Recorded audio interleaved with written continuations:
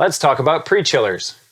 We'll talk about what a pre-chiller is, how you use a pre-chiller in your chilling setup, and we'll talk about why I don't like pre-chillers.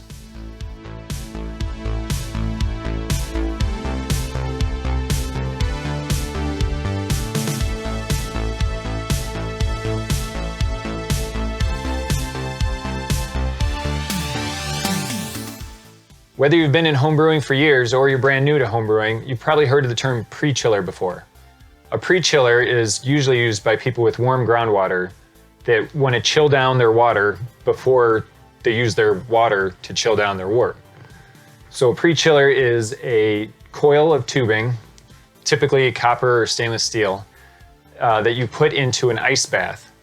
You put it in line in your chilling setup, so it goes from your groundwater through the pre-chiller to your immersion chiller.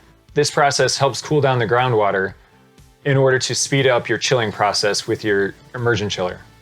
The effectiveness of your pre-chiller is largely determined by what pre-chiller you're using. If it's 1/2 inch tubing or 3/8 inch or 1/4 inch, how long it is, if the water running through it is running through 5 feet of coil in the water or if it's running through 50 feet. This is going to greatly change and determine the effect of your pre-chiller in your setup. It'll affect how much the water is cooled down from your tap to the time it's exiting your pre-chiller. One thing to remember with a pre-chiller is that it will restrict your chilling water flow rate. So the water coming out of your pre-chiller will be restricted, so then the water going into your immersion chiller is also a restricted flow going into it. So that restricted flow rate coming out of your pre-chiller going into your immersion chiller could affect how your immersion chiller works. Let's talk about why I don't like pre-chillers. When dealing with chilling wort, you want the greatest temperature differential between the wort and your chilling water. If your groundwater is, say, 80 degrees Fahrenheit and your boiling wort is 212, or if you're doing a hop stand and you start chilling at like 180 or 160, or the difference of that is pretty great. You're going to chill pretty quickly. Then when you chill down to about 10 degrees above tap water temperature, if you have 80 degree water and your wort is down to 90 degrees Fahrenheit, you're really going to taper off on chilling. Time versus temperature is going to really slow down. So the water coming through from your 80 degree tap water, the water coming through the chiller is going to drop, but not significantly enough to make that big a difference when your wort is at 90 degrees. You already have an ice bath, right, for your pre-chiller. You've got the pre-chiller in the icy water. Well, that icy water is way colder than the water that's running through your pre-chiller coming out the other end. So what I recommend is to use your tap water, even if you have hot groundwater, use it at the beginning of your chilling, then switch to a pump that's in that ice water.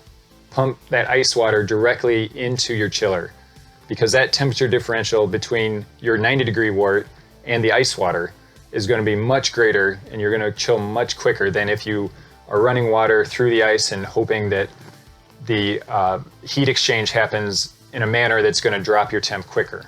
Another thing I don't like about pre-chillers is that they do not work well with a JaDeD immersion chiller. The pre-chiller, like I said before, chokes off the flow rate. So say you have 6 gallons per minute coming in from a garden hose spigot into your pre-chiller, and then it goes through your 3/8 inch by 50 foot coil, or 3 or 1/2 inch by 25 foot, whatever coil you have. It goes through and comes out as, say, 2 gallons per minute. Then that 2 gallons per minute is going into your JaDeD immersion chiller, and it's not going to be as efficient or as fast as if you would just use your garden hose spigot from the beginning until you get closer to your groundwater temperature, and then switch to pumping ice through it. I will say they do work pretty well if you have a standard coil and another standard coil. If the flow rates of each match each other, they definitely help chill down the water. But like I said before, it's much better, in my opinion, just to pump ice water through when you're getting close to your groundwater temperature. You already have the ice, you already have the water for the pre-chiller. Just put a submersible pump in and pump the ice water through your chiller. So there you go. There's some thoughts on pre-chillers. And let me know if you have any questions or comments. Email jadedbrewing@gmail.com, and we'll see you along the way.